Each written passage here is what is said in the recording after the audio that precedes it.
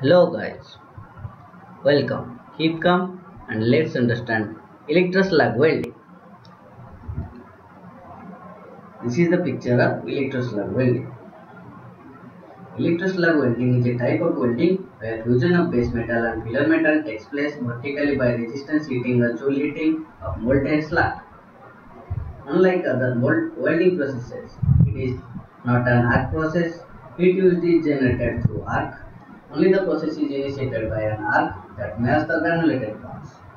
The molten slag then extinguishes the arc and provides the conductive part, but it remains in molten state due to its resistance. The electrode itself contains the filler material. The lighter molten slag bath over the weld pool acts as the heat source for the electrode and also as the shielding medium. Two water-cooled suits are provided which move upwards as welding progresses, containing both molten slag and molten metal pool.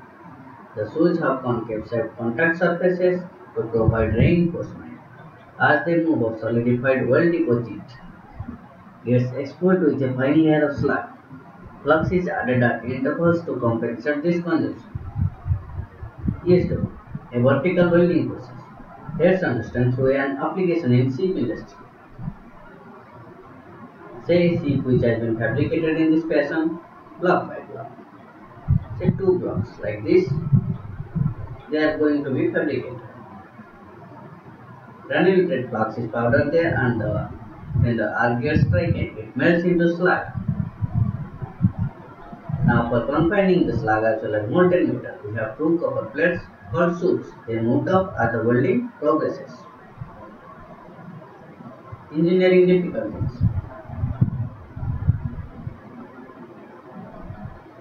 So these are our engineering difficulties.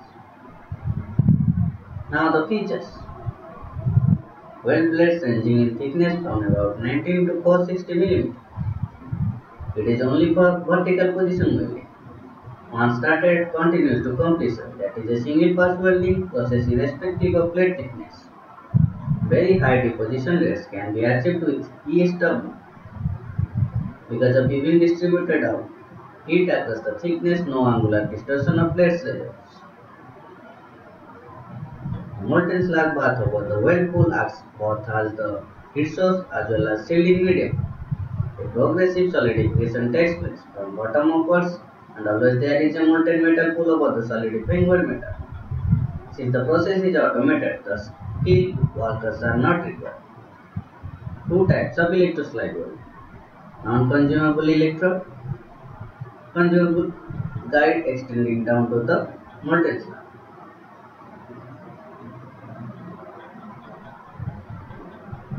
So this is the summary of electrode with non-consumable guide.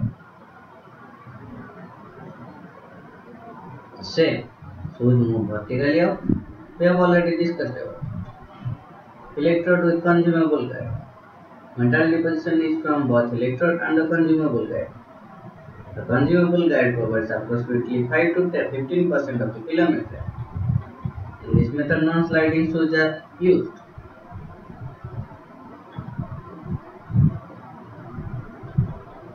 With the progress of the weld as the metal solidifies, the shoes from below are removed and placed above the top shoes.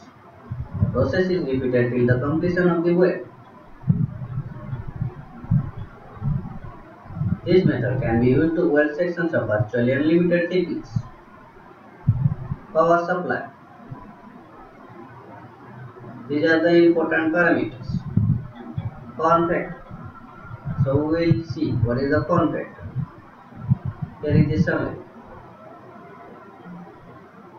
You can see it in this figure. What is form factor?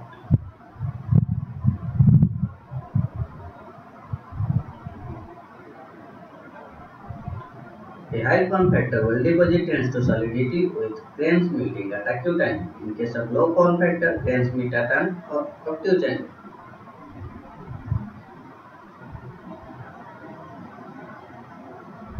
So what we need? We need a high form factor because the weld cracking resistance is high in case of acute angles and in high form factor gives an acute angle.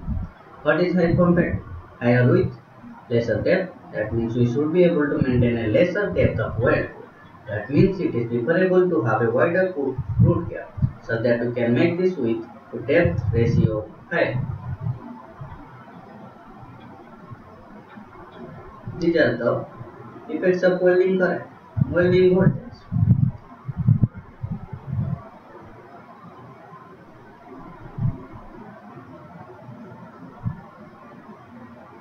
These are the effects of welding voltage. Increasing the voltage increases the sidewise depth, increases the width of the weld, increases the power factor, increases resistance to cracking. The stable operation voltages within 32 to 55 volt per electrode are used. These are the case if voltage is too high or voltage is too low.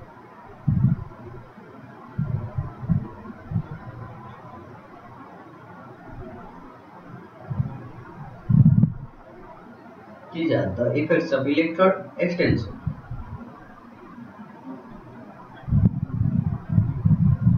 Slag bar depth.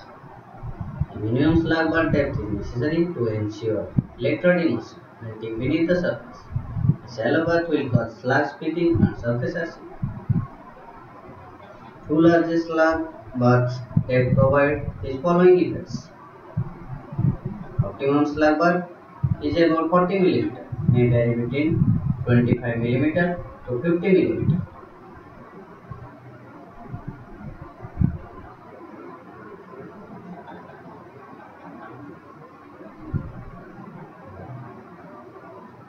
These are the effects of root opening if it is too small or too large.